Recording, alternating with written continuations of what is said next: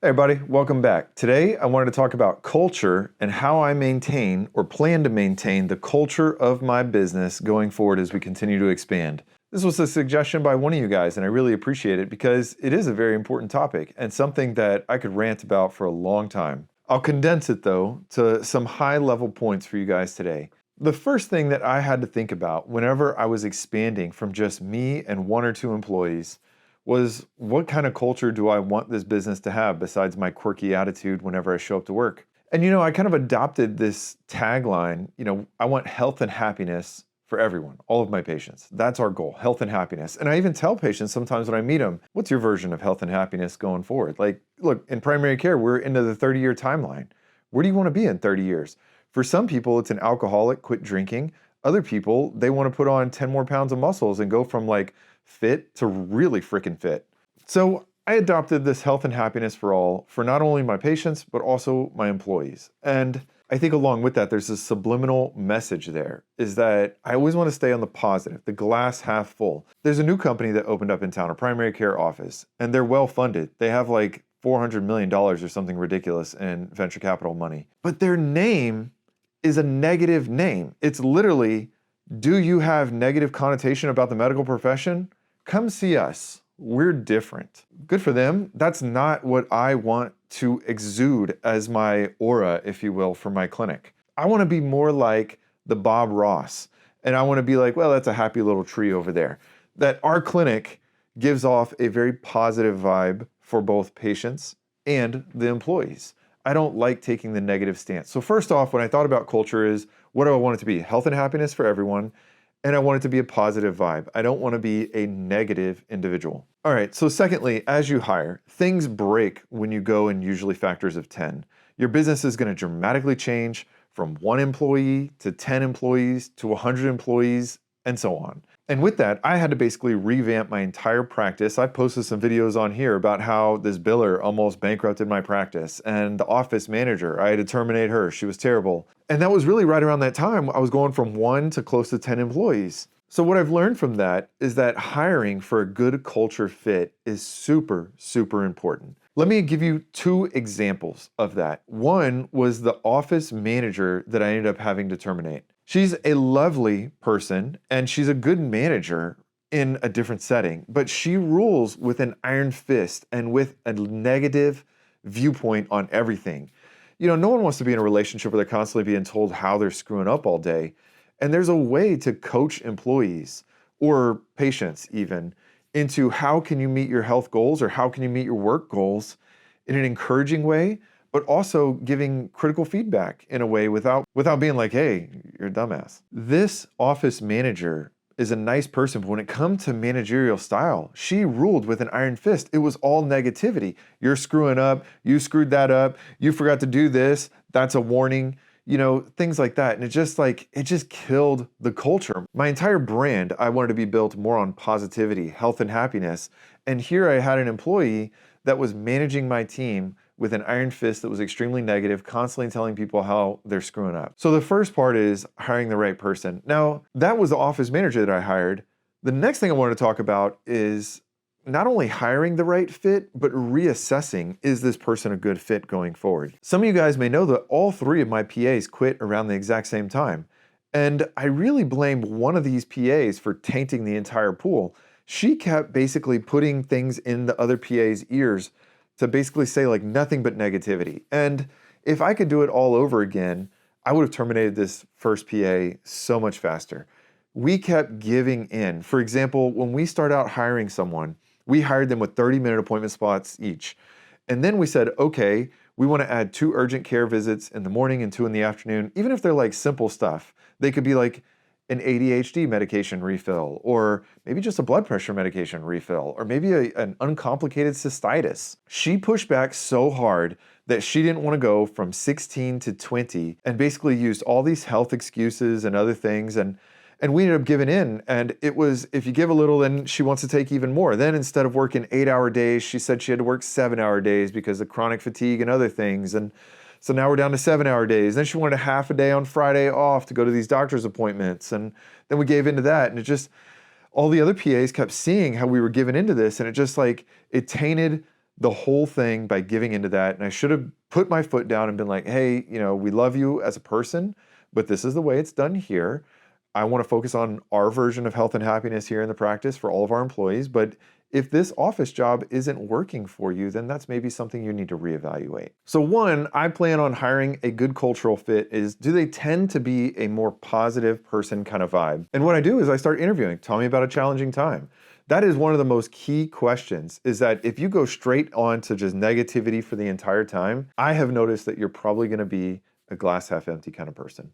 If you say, well, I had this negativity, but look, life is good. I feel very blessed, blah, blah, blah, whatever. You spend more time on the positives, you're probably going to be a very positive person. You can tell by answering that one question on how are they? Are they a Bob Ross, or are they someone that's just always mad all the time and looking at the glass half empty? I plan on doing those two things. I want to hire for a good cultural fit, and then I also want to do cultural reassessments along the way to make sure that we're on the right track and that the people who are with us still culturally align with us. That's honestly how I found my current medical assistant, who I made our regional manager that goes to all 3 clinic locations now. Just such a positive person, just a good saleswoman as well. So she's not as scared to go knock on doors and be like, hey, got a new clinic, here you go, boom, boom, boom, very extroverted. And then also, whenever she'd even give feedback to her colleagues, her MAs, before she was a manager, she would always approach it in a very positive way.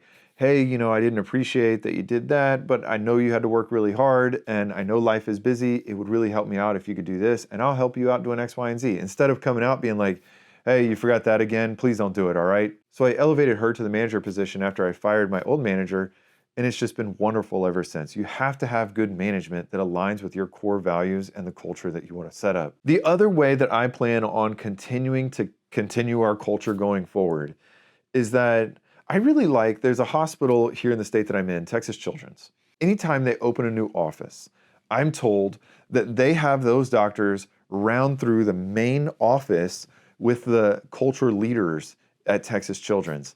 And they're taught how to do it the Texas Children's way.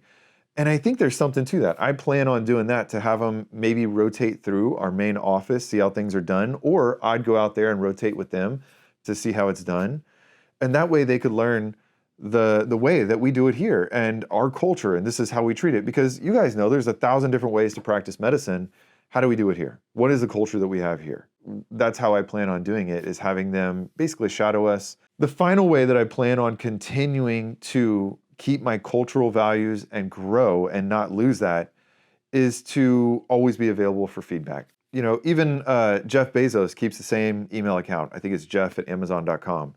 And he's available for feedback. If you want to email him, supposedly it goes straight to his cell phone, and he reads a lot of his emails. And I think there's something to that, being hyper available and divvying those out. Now, if there's a problem, he even famously says in some of the interviews that he'll send it to some of the managers being like, can you look into this? What's going on here? I'm not going to answer every single problem going forward, but there are patients that sometimes give me wonderful feedback. Like, for example, I had a patient one time email the manager line that got escalated to me that one of the MAs that we newly hired just basically seemed to have a very bad attitude and didn't fit in.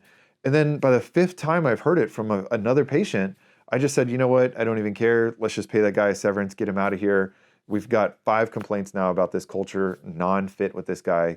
Let's just move on to someone else. So I plan on always being available to listen to that feedback from my physicians and from even patients. They're our customers. Like it or not, look, that's how we keep the doors open. We have to see patients to bring in money. And if someone has good feedback, I want to be available for that. Most of the feedback that we receive is shreddable feedback. For example, we recently got a 1-star review because someone didn't like that their MRI wasn't approved by their insurance company and that we should have done a better job at the prior authorization. There's nothing for me that is useful in that feedback that person gave me. It's your insurance that's the problem, not us. That's not a systems problem or culture problem from us. But I will say the reason we have these virtual assistants now on board is because I kept listening to feedback where people were like, I've been on hold for 25 minutes waiting to call you.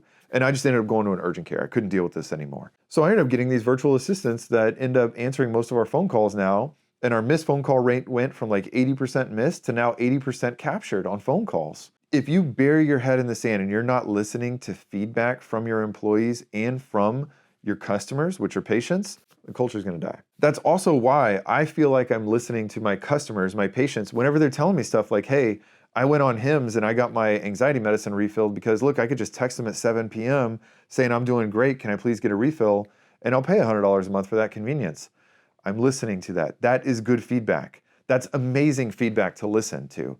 Not this, you guys are trying to scam me and y'all are just money hungry because y'all want to collect $20 copay. There's nothing useful there. That goes right into the shredder box of my mind. The final way that I try to continue our culture here is I tend to be a lot more extroverted. And the other business partner that I have with me, she's a lot more introverted. She's a details person. So I will say that I try to make a touch point to touch base with everyone once a week. Hey, how's it going? And that's not scalable necessarily in the future, but hopefully I can train my managers to continue that. I talk to my billers every week. I talk to my doctors. Hey, is there any feedback from me and things that we could improve to make your day-to-day better? The other things that I do to try to make people feel appreciated is every Friday we pay for this mom and pop person to just drop off treats. So sometimes it'll be pies, sometimes it'll be kolaches. It's not just a pizza party. And yes, even though it costs us probably about $1,000 a month to provide this, the satisfaction though, I can feel it. It's palpable. It adds to the happiness of our culture. And it's not that expensive. If you think about it on a weekly basis, divided by 3 for each clinic, that's not that bad. Just like any relationship, you have to be present and you have to listen. And that's what I plan to do to keep my culture growing. So if you hire someone who's not a good culture fit, either see if you can remediate it, see if you can sit them down and in a positive way fix it. But if it's not working, terminate them, move on. All right, you guys, what do you think? What are you doing to keep the culture in your clinic? Do you even have a defined culture of what does your clinic subscribe to? Is it health and happiness for everyone? Is it something different? What have you done to keep your culture growing as you've grown your practice? All right, you guys, that's it for now. We're on the road to 50,000 patients. We'll get there, one patient at a time. This week, by the way, was our best week ever. We saw just under 600 patients in 1 week. And I know some of you guys may be doing better. Comparison's never great. I know my wife as a therapist says you hate to compare, but hey, 600 patients in 1 week almost? God, I remember 5.5 years ago when I started and I had 5 patients on a schedule in my day. And I was excited that I was finally seeing patients. And I'm just as excited now as I was back then. Keep grinding it. I'll see you guys next time. Later.